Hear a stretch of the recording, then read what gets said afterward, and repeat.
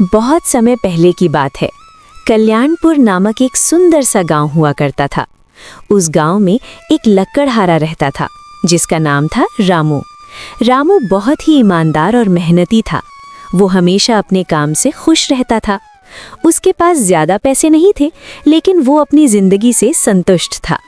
रामू के परिवार में उसकी पत्नी सुमन और उनके 2 बच्चे थे।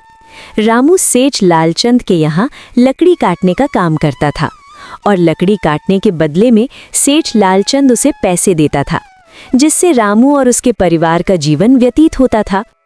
एक दिन जब रामू काम पर जा रहा था, सुमन ने कहा, सुनो रामू, बच्चों की स्कूल फीस का क्या होगा? मुझे डर है कि अगर फीस नहीं दी तो वे स्कूल नहीं जा पाएंगे। मैं आज ही सेठ जी से पगार बढ़ाने की बात करूंगा। रामू काम पर पहुंचता है और अपने साथियों से सुनता है कि सेठ लालचंद पगार कम कर देता है और हमेशा बहाने बनाता है।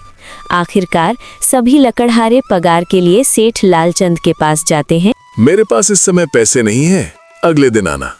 लेकिन सेठ जी, हमें घर का सामान लाना है और बच्चों की स्कूल फीस भरनी है।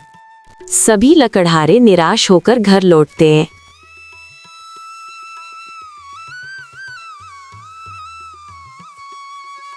तो क्या हुआ? क्या पगार मिली? नहीं, सेठ जी ने फिर से पैसे नहीं दिए। मुझे कुछ और करना होगा। जैसे ही रामू काम की तलाश में बाहर निकलता है, अचानक बहुत सारे भैंसों का झुंड उसकी तरफ दौड़े आ रहा है। ये देखकर रामू बहुत डर जाता है। वो इधर उधर देखता है तो उसे एक गुफा दिखती है और वो गुफा में जाकर छुप जाता है। वहाँ उसे एक जादुई टोकरी मिलती है।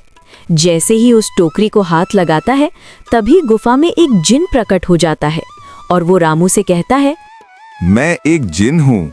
इस टोकरी का असली मालिक तुम हो। ये जादुई है। जिन रामू को टोकरी के जादुई गुणों के बारे में बताता है। जो भी वस्तु तुम इसमें डालोगे वो बढ़ जाएगी, लेकिन ध्यान रखना, तुम्हें केवल उसी वस्तु को बार बार डालना होगा। ये तो वास्तव में अद्भुत है। रामू टोकरी को लेकर घर आ जाता है। रामू और सुमन सोचते हैं कि उन्हें क्या डालना चाहिए। सुमन, वो चंदन की लकड़ी याद है जो मैंने तुम्हें दी थी? हमें वही डालना चाहिए। सुमन चंदन की लकड़ी लेकर आती है और उसे टोकरी में डालते हैं और जादुई तरीके से उसमें कई सारी लकड़ियां आ जाती हैं। वाह, कितनी सारी लकड़ियां आ गई हैं। रामू लकड़ियों को बेचने बाजार जाता है। ये लकड़ियां बेहद अद्भुत है। मैं इन्हें अच्छे दाम पर खरीदूंगा। रामू घर लौटकर सुमन से पैसे देता है।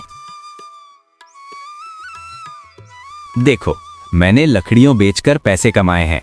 अब हमें सेठ के पास काम करने की जरूरत नहीं। ये तो बहुत अच्छा है रामू, हम अपने बच्चों की स्कूल फीस चुका सकेंगे। और मैं अपने साथियों को भी मदद करूंगा। हम सभी मिलकर अपना नया व्यापार शुरू करेंगे। रामू अब अपने साथी लकड़हारों को बुलाता है और अपनी योजना बताता है। आओ, हम सब मिलकर काम करेंगे।